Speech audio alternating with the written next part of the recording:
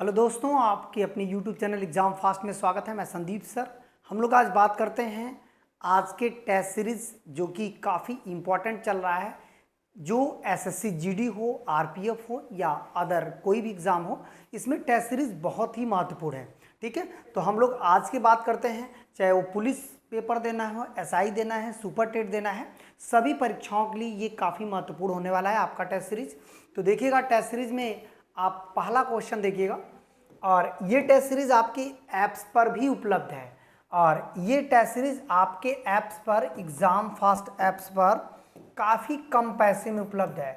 याद रखिएगा, exam fast जो आपका ऐप्स है, उस ऐप्स पर केवल 49 रुपये में 30 सेट, मतलब एक महीने का आपका टेस्ट सीरीज पर डे आप एक सेट लगाते हैं तो 49 रुपये में 30 सेट आपको मिलने वाला है आज की। यदि हम लोग इस सेशन को देखें तो आपको ये भी ध्यान रखना है कि जैसे ये टेस्ट सीरीज आपका बहुत बेहतरीन सेशन है। ठीक है, तो चलिए हम लोग आज बात करते हैं इस टॉपिक को। तो इतना ध्यान रखिएगा, जिनको लेना है वो टेस्ट सीरीज जाकर ले सकता है। चलिए अब देखिएगा, यहाँ पर कह रहा है कि गंगा नदी उत्तर प्रदेश के किस जनपद में प्रवेश करती है। मतलब कौन सा जनपद है जो गंगा नदी वहाँ पे प्रवेश करती हैं।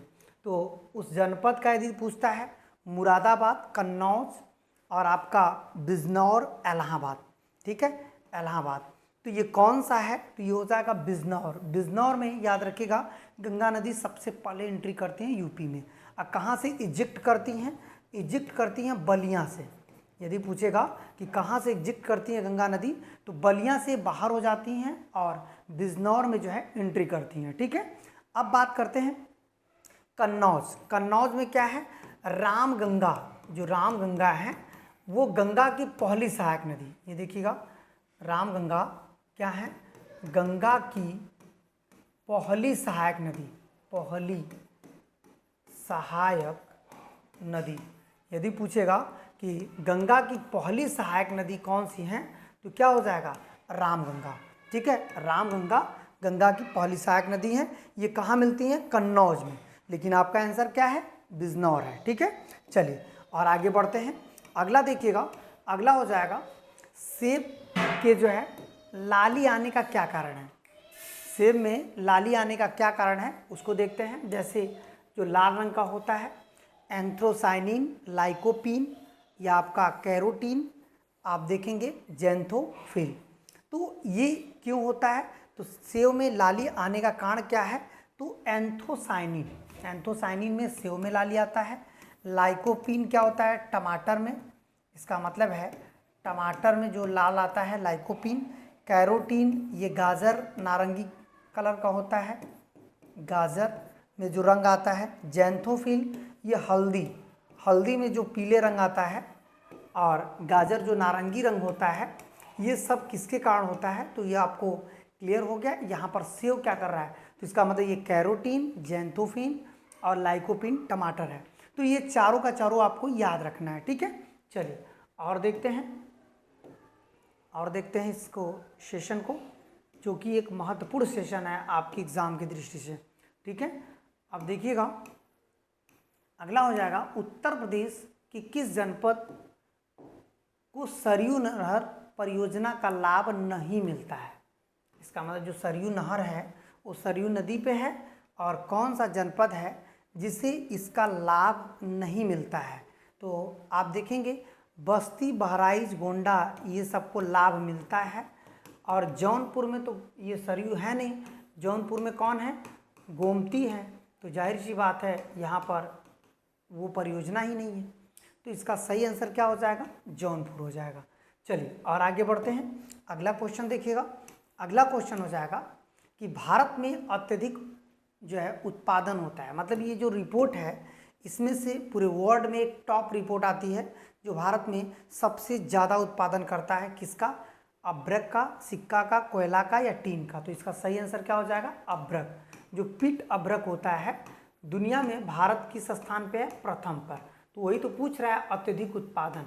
ठीक है, अब बात करते हैं सिक्का।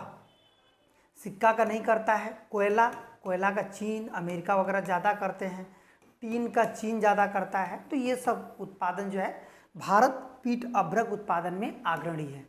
चलिए और आगे बढ़ते हैं।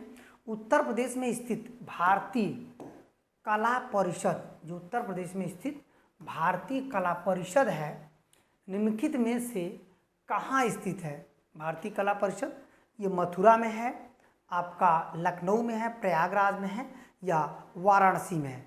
तो भारतीय कला परिषद कहाँ पे है? वाराणसी में। इतना याद रखिएगा, ठीक है। इसका मतलब है कि भारतीय कला परिषद या भारत, देखिए इसके अलावा वाराणसी में क्या क्या है? सब्जी अनुसंधान केंद्र है, सब्जी अनुसंधान ये है अंतर्राष्ट्रीय संगठन में, सब्जी अनुसंधान। इसके अलावा अंतर्राष्ट्रीय चावल भारत में है, अंतर्राष्ट्रीय चावल अनुसंधान संस्थान। फिर इसके बाद बात करते हैं अंतर्राष्ट्रीय चावल अनुसंधान संस्थान जो है भारत में है। अब सब्जी अनुसंधान भारत में है। इसके अलावा और क्या क्या चीज़ें हैं? तो आप देखेंगे कि सब्जी अनुसंधान चावल में है। और बात करते हैं इसके अलावा भारत माता मंदिर भारत में है, भारत माता मंदिर ये किस में है? भारत में है। हस्तकला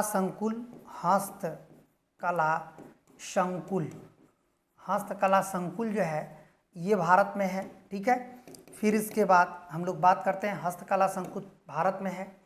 और फिर देखिएगा भारत माता मंदिर है।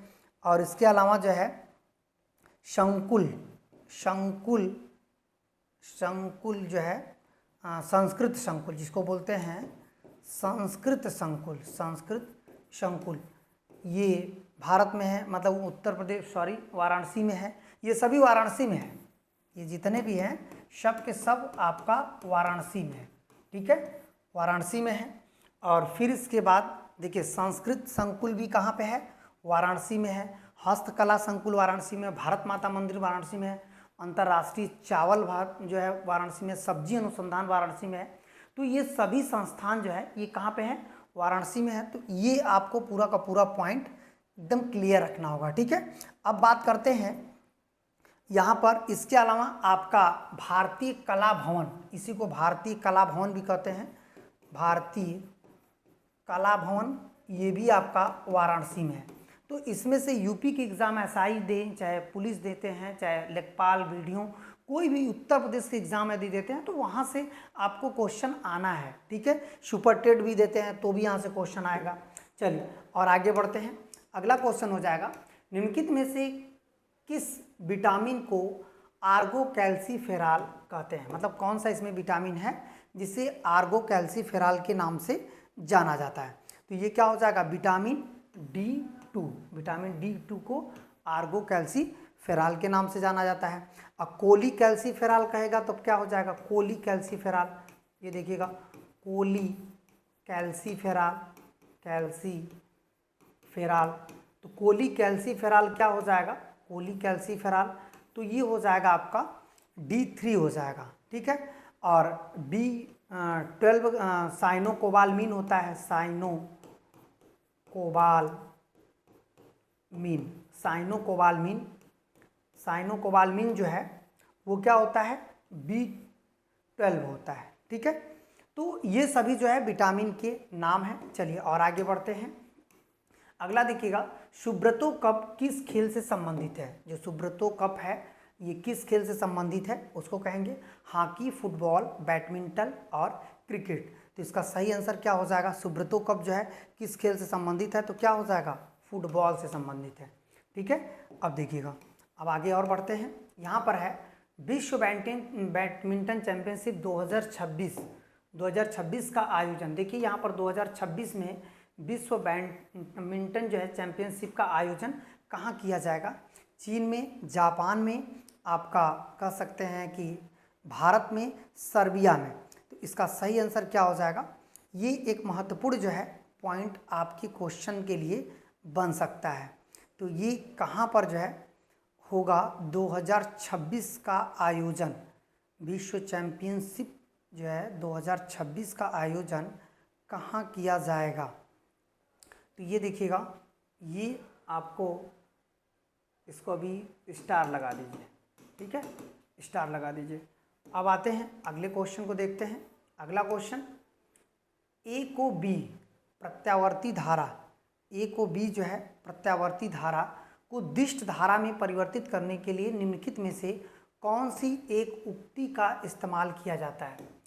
अब देखिए आपको क्या करना है कि ए से बी बस केवल, मतलब ए को बी मतलब अल्टरनेटिव करंट को डी डायरेक्ट करंट में बदलने के लिए रेक्टिफायर का इस्तेमाल होता है, जो केवल दिष्ट धारा को क्या करती है, मतलब कि जो दिष्ट धारा में परिवर्तित करती है अल्टरनेटिव करंट को। ठीक है, इस करंट को किस धारा में परिवर्तित करती है, दिष्ट धारा में परिवर्तित करती है।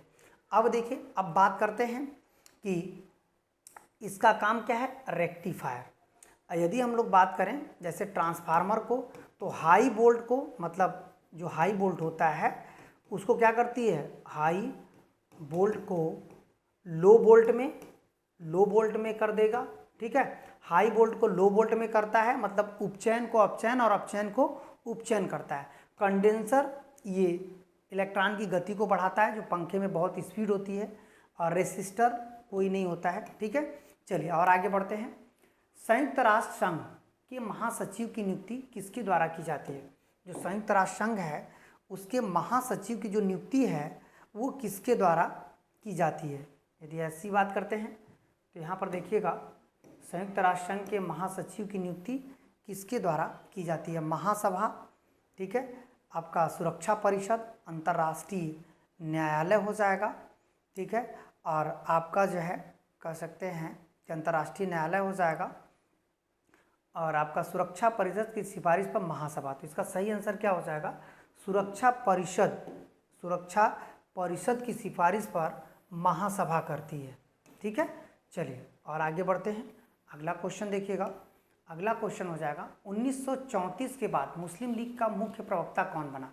मतलब 1934 बीतने के बाद मुस्लिम लीग का मुख्य प्रवक्ता कौन बना, जो पूरे मुस्लिम लीग पार्टी को जो है अपने हाथ में लेकर चल रहा था। महात्मा गांधी और मौलाना आज़ाद, बादशाह खां और मोहम्मद जो है आपका अली जिन्ना। तो इसका सही आंसर क्या हो जाएगा, मोहम्मद अली जिन्ना। ठीक है, अब आप लोग भी प्रैक्टिस जरूर करिएगा, जितना क्वेश्चन पढ़ाया जा रहा है उसको बस देखते रहिएगा। मोहम्मद अली जिन्ना हो जाएंगे। अब आते हैं कि भारत में सेवा कर किसकी संतुति पर लागू हुआ। केलकर समिति, आपका जो है राजा जी चलैया समिति, मनमोहन सिंह और यशवंत। तो ये हो जाएगा राजा जी चलैया समिति। ठीक है, और यदि पूछेगा जीएसटी, तो ये देखिए ये राजा जी चलैया। और यदि जीएसटी पूछ दिया तो जीएसटी किसकी सिफारिश पर लागू किया गया है, तो ये क्या हो जाएगा, केलकर समिति पर जीएसटी लागू हुआ है। क्लियर हो गया।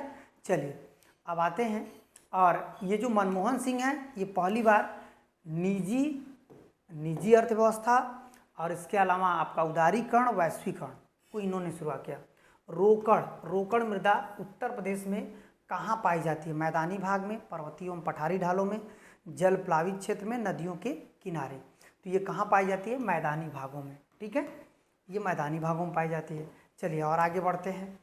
अगला हो जाएगा, इंटरपोल का मुख्यालय कहाँ है। जो इंटरपोल है ये क्या है, एक गोपनीय मतलब खुफिया जानकारी देती है, खुफिया जानकारी देती है। और इंटरपोल का मुख्यालय कहाँ पे है, तो ये हो जाएगा आपका कि पेरिस में, लियोन में, वियना में और जिनेवा में। पेरिस, लियोन, वियना और जिनेवा। ठीक है, ये हो जाएगा। चलिए और आगे बढ़ते हैं। 1 रुपया का नोट, 1 रुपये का नोट पर किसका हस्ताक्षर होता है। जो 1 रुपये का नोट होता है उस पर किसका हस्ताक्षर होता है, आरबीआई गवर्नर का, वित्त सचिव का, राष्ट्रपति का या वित्त मंत्री का। तो 1 रुपये का नोट पर आरबीआई का नहीं होता है, ध्यान रखिएगा। बाकी सभी नोटों पर आरबीआई का होता है, लेकिन जब 1 रुपये की बात आई तो कौन करेगा, वित्त सचिव करेगा। ठीक है, वित्त सचिव का हस्ताक्षर होता है। चलिए और आगे बढ़ते हैं। अगला देखिएगा, अगला क्वेश्चन हो जाएगा, निम्न में से उपकरणों में से किसको रक्तचाप नापने के लिए प्रयोग किया जाता है। जो बीपी होता है, बीपी को ही रक्तचाप बोलते हैं, ब्लड प्रेशर। ब्लड प्रेशर मापने के लिए किसका इस्तेमाल किया जाता है? तो यहाँ पर दे रहा है स्फिग्नोमैनोमीटर, मतलब हाइड्रोमीटर, मल्टीमीटर, सैलाइनोमीटर, स्फिग्नोमैनोमीटर। तो इसका सही आंसर क्या हो जाएगा? स्फिग्नोमैनोमीटर। ठीक है, चलिए और आगे बढ़ते हैं। अगला हो जाएगा निचली गंगा नहर का निर्माण किस स्थान पर हुआ है? जो निचली गंगा नहर है उसका निर्माण जो है कहाँ पर हुआ है? तो मथुरा, नरौरा, मेरठ, हाथरस। तो इसका सही आंसर क्या हो जाएगा? नरौरा में, याद रखिएगा, निचली गंगा नहर का निर्माण हुआ। यहीं पे जो है एक नाभकी विद्युत सेंटर भी है, विद्युत सेंटर, नाभकी विद्युत सेंटर का इस्तेमाल जो है कहाँ पर हुआ है? नरौरा में हुआ है। ठीक है, चलिए अब बात करते हैं,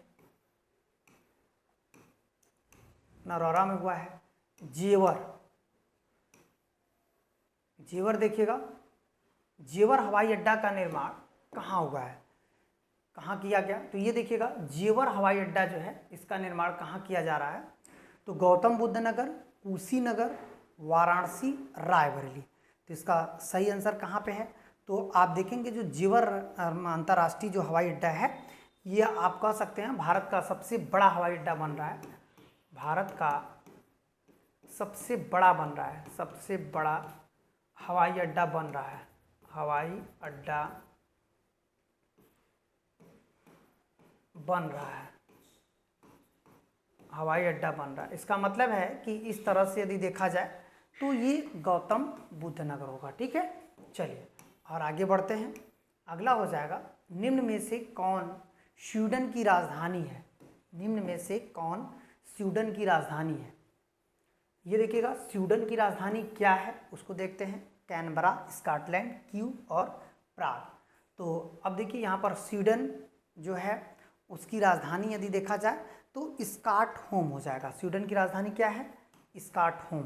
ठीक है, तो यहाँ से देखिए क्वेश्चन बन सकता है, क्यू बहुत चर्चा में है, ये किसकी राजधानी है? यूक्रेन की। यूक्रेन देखिए बहुत चर्चा में है।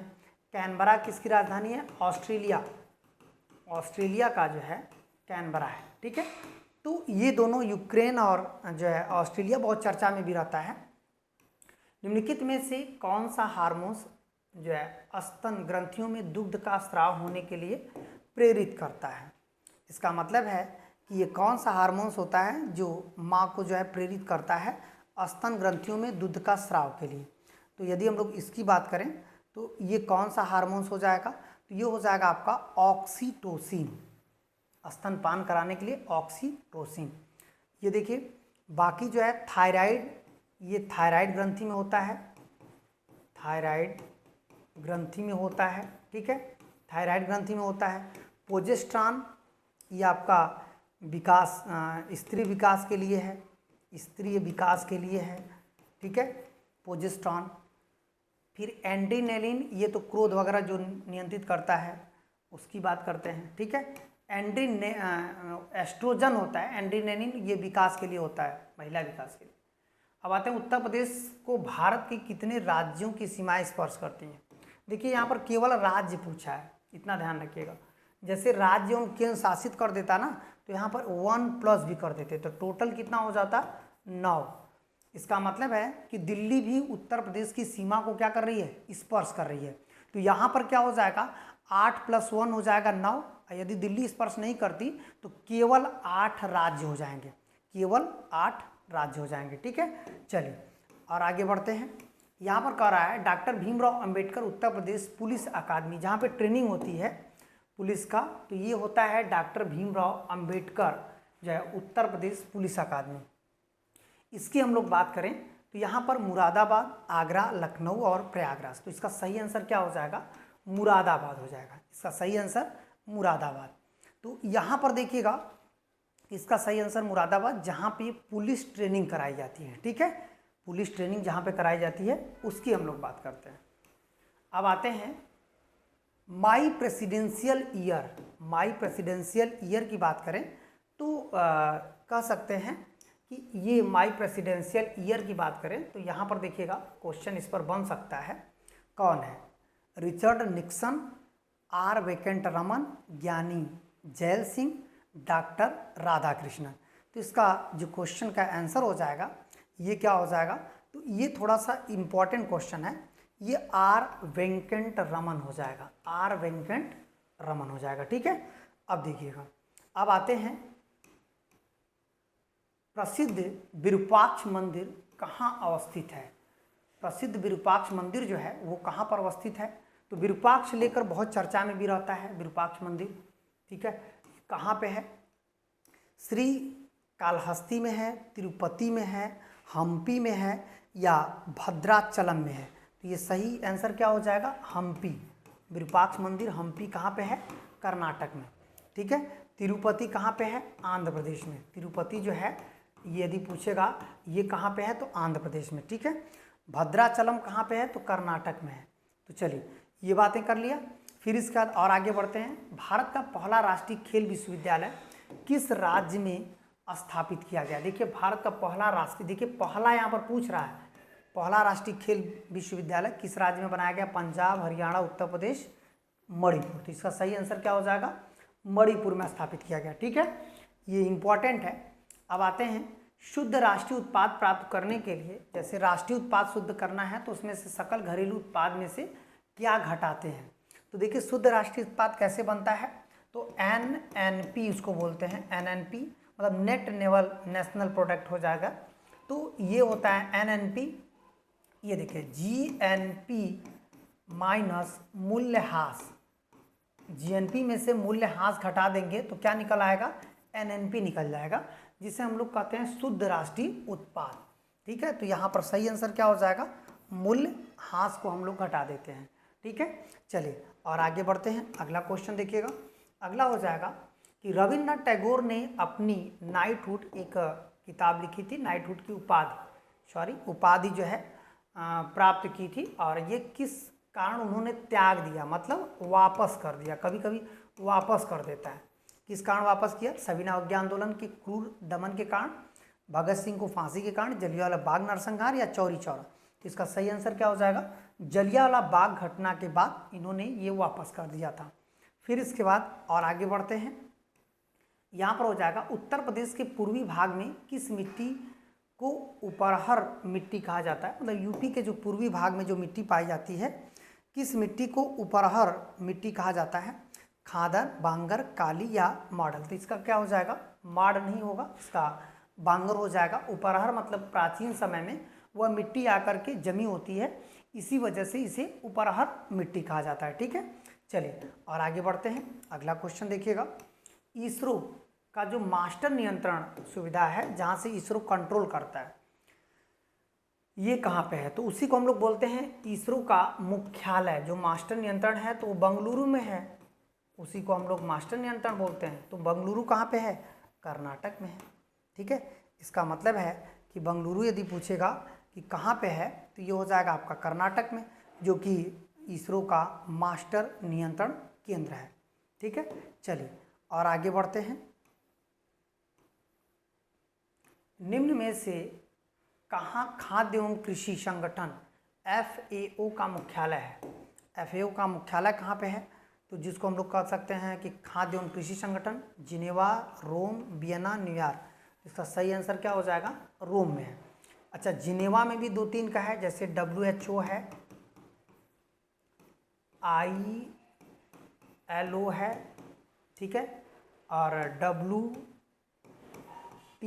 है। तो ये सभी जो है आपका मुख्यालय है। और वहीं यदि न्यूयॉर्क में दे दिया जाए तो न्यूयॉर्क में UNO है, और न्यूयॉर्क में जो है UNO बहुत बड़ी संस्था है UNO। ठीक है, यहाँ से देखिए वियना, ऑस्ट्रिया के वियना में जो है वो है ओपेक है, ओपेक मतलब वो जो ऑयल पेट्रोलियम देशों का जो समूह होता है उसे ओपेक कहते हैं। ये भी बहुत इंपॉर्टेंट पॉइंट है। आपका टेस्ट सीरीज ऐसे ही टोटल 49 रुपये में है आपकी ऐप्स पर, एग्ज़ाम फास्ट ऐप्स पर, केवल 49 रुपये में। याद रखिएगा, आप उसका PDF ले सकते हैं मैसेज करके, और 49 रुपये पेमेंट करके पूरे के पूरे क्वेश्चन को अच्छे से समझ सकते हैं। चलिए और आगे बढ़ाते हैं। यहाँ पर देखिएगा, उत्तर प्रदेश में स्थित अयोध्या नगर किस नदी के किनारे बसा है। यूपी में जो अयोध्या है वो किसके नदी में, गंगा, गोमती, सोन या सरयू। अयोध्या किस नदी किनारे है, सरयू। गंगा नदी के किनारे कौन कौन सा है? कानपुर है, प्रयागराज है, प्रयागराज और वाराणसी। कानपुर, प्रयागराज और वाराणसी है, ठीक है। गोमती नदी के किनारे कौन है? गोमती नदी के किनारे लखनऊ है और जौनपुर है। लखनऊ जौनपुर किसके हैं? गोमती। सोन नदी के किनारे तो कोई है नहीं, यहाँ पे अयोध्या है आपका, यहाँ पर अयोध्या, फैजाबाद जो है इसी नदी किनारे है, ठीक है। तो चलिए हम लोग बात करते हैं। तो यहाँ पर देखिए ये एक इम्पॉर्टेंट पॉइंट बन सकता है, तो यहाँ पर आपका आंसर सरयू नदी होगा, ठीक है। अब देखिएगा अगला क्वेश्चन है, भारत में सबसे पुराना गिरजाघर सेंट जो है थॉमस चर्च किस राज्य में स्थित है? सबसे पुराना गिरजाघर बिहार, असम, उत्तर प्रदेश, केरल। तो इसका सही आंसर क्या है? केरल। ईसाई धर्म के लोग ज़्यादातर कहाँ पे हैं? केरल में है, गोवा में है। तो वहाँ पर आपको चर्च भी सबसे पहले वहीं पे मिला है, वो भी आपको थॉमस चर्च की बात कर रहा है, सेंट थॉमस चर्च, तो वहीं पे है, ठीक है। अब आते हैं 200 रुपये में नए नोट के पीछे जो है किसकी आकृति छपी रहती है? जो 200 रुपये का नोट है, यदि हम लोग उसकी बात करें तो उस पर किसकी आकृति छपी है? तो ये क्या हो जाएगा? सांची के स्तूप का, ठीक है, सांची के स्तूप का। अच्छा, 2000 पर क्या है? आपका मंगलयान है। और ये आप देखेंगे कि हम्पी किस पर है? हम्पी। और ये दोनों आप कमेंट करके बताएंगे, ठीक है। इस दोनों को आपको कमेंट्स करके बताना है। ये ज़रूर आप लोग कमेंट करिएगा कि कौन सा नोट पर रानी का बाब है और किस नोट पर हम्पी का जो है दुर्ग है। अब आते हैं कि राष्ट्रीय रासायनिक प्रयोगशाला जो भारत में स्थित है वो कहाँ पे है? राष्ट्रीय रासायनिक प्रयोगशाला, तो देखिएगा आप देखेंगे कि मुंबई में है रासायनिक प्रयोगशाला, कि आपका बंगलुरु में है, बंगलुरु में हो जाएगा, कि हैदराबाद में हो जाएगा, कि आपका पुणे में हो जाएगा। तो इसका मतलब है कि ये कहाँ पर होगा, इसको हम लोग देखें तो इसका ये भी एक महत्वपूर्ण क्वेश्चन भी बनता है इससे, क्योंकि ये क्वेश्चन आपके एग्ज़ामों में पूछता रहता है। तो राष्ट्रीय रासायनिक प्रयोगशाला भारत में हैदराबाद में है, ठीक है, हैदराबाद में। अब आते हैं अगला, देखिएगा गाय के दूध के हल्के पीले रंग होने का क्या कारण है? जो गाय का दूध है हल्का पीला है, जेंथोफिन, रिबोफ्लेविन, विटामिन B12, कैरोटीन। तो इसका सही आंसर क्या होगा? कैरोटीन। इसका मतलब है उसी से क्या निकलता है? केसिन, और इसी केसिन से जो है गाय का दूध हल्का पीला रंग हो जाता है। चलिए और आगे बढ़ते हैं। टोडरमल किससे संबंधित है? टोडरमल जो था वो किससे संबंधित था? भू राजस्व, भू सुधार से है, सैनिक कार्य, भवन निर्माण या चित्रकारी। तो इसका सही आंसर क्या हो जाएगा? भू सुधार कार्य, मतलब भू राजस्व को सुधार करने के लिए टोडरमल बना था, ठीक है। अब आते हैं मानस। मानस वन्य जीव अभ्यारण्य कहाँ है? तो मानस वन्य जीव अभ्यारण्य जो है या वन्य जीव अभ्यारण्य कहाँ है? असम, बिहार, केरल या कर्नाटक। तो इसका सही आंसर क्या हो जाएगा? असम में है। यह अभ्यारण्य कहाँ पे है? असम में है, ठीक है। चलिए और आगे बढ़ते हैं। अगला देखिएगा, विश्व वानिकी दिवस मनाया जाता है। जो विश्व वानिकी दिवस है वो कब मनाया जाता है, इसकी बात करते हैं। 8 मार्च, 21 मार्च या 5 जून और 22 जून। तो इसका सही आंसर क्या हो जाएगा? इसका सही आंसर हो जाएगा 21 मार्च को मनाया जाता है। और वहीं यदि कह दिया जाए 8 मार्च को अंतर्राष्ट्रीय महिला दिवस, अंतर्राष्ट्रीय महिला दिवस मनाया जाता है। ये तो पर्यावरण है, आप लोगों को पता ही है, पर्यावरण दिवस। और ये जो दिवस में 22 जून है ये विश्व वर्षावन दिवस है। ये देखिए विश्व वर्षावन दिवस, ठीक है। तो ये आपका आंसर क्या हो जाएगा? 21 मार्च हो जाएगा। चलिए और आगे बढ़ते हैं। यहाँ पर दशावतार मंदिर के लिए प्रसिद्ध देवगढ़, जो देवगढ़ है वो एक प्रसिद्ध है, और दशावतार मंदिर के लिए प्रसिद्ध है देवगढ़। यदि इसकी हम लोग बात करें तो ये जनपद में है कानपुर, महोबा, ललितपुर या झांसी। तो ये क्या हो जाएगा? दशावतार मंदिर कहाँ पे है? तो दशावतार मंदिर जो है ललितपुर के देवगढ़ में है। ये देखिएगा देवगढ़, इसको स्थान का नाम है ललितपुर में। और यदि भीतर गांव कह दिया, भीतर गांव मंदिर एक प्राचीन है, जो कि ये मंदिर भी गुप्त वालों ने बनवाया था, और भीतरगांव भी जो है, ये भी भीतरगांव मंदिर, ये कानपुर में है, ये भी गुप्त शासकों ने बनवाया था। तो ये दोनों मंदिर जो है गुप्त शासकों द्वारा बनवाया गया था। ठीक है, तो आज जो है ये हो जाएगा। और फिर इसके बाद अंतिम क्वेश्चन आपका है, निम्न में से कौन स्वीडन की राजधानी है? स्वीडन की राजधानी कौन सी है? तो स्वीडन की राजधानी आप देखेंगे बगोटा, लीमा, वर्न या मास्को। तो यहाँ पर क्या हो जाएगा स्वीडन की राजधानी? इसमें से कोई भी स्वीडन की राजधानी नहीं है, क्योंकि स्वीडन की है स्टॉकहोम। स्टॉकहोम स्वीडन की राजधानी है। और बगोटा किसकी राजधानी है? तो कोलंबिया की है। कोलंबिया की राजधानी बगोटा है। और लीमा किसकी राजधानी है? तो लीमा आपका पेरू की राजधानी है। पेरू की राजधानी लीमा। बर्न किसकी राजधानी है? स्विट्जरलैंड जो है लैंड बर्न हो जाएगा। मास्को किसकी राजधानी है? तो रूस की राजधानी है। तो इतना आपको ध्यान रखना है। जैसे इसका स्वीडन की राजधानी क्या है? स्टॉकहोम हो जाएगा। बाकी कोलंबिया, पेरू, स्टॉकहोम और इस तरह से इसकी राजधानी। तो आज का सेशन जो 40 क्वेश्चन का था, आज इतना ही। एक महत्वपूर्ण पॉइंट था, आपकी पुलिस हो, चाहे उत्तर प्रदेश आयोग हो, चाहे एसएससी हो, सभी एग्जाम के लिए ये काफ़ी महत्वपूर्ण है। तो ऐसी यदि वीडियो रेगुलर पाना है तो हमारे चैनल को सब्सक्राइब कर लीजिएगा। फिर मिलते हैं अगले वीडियो में।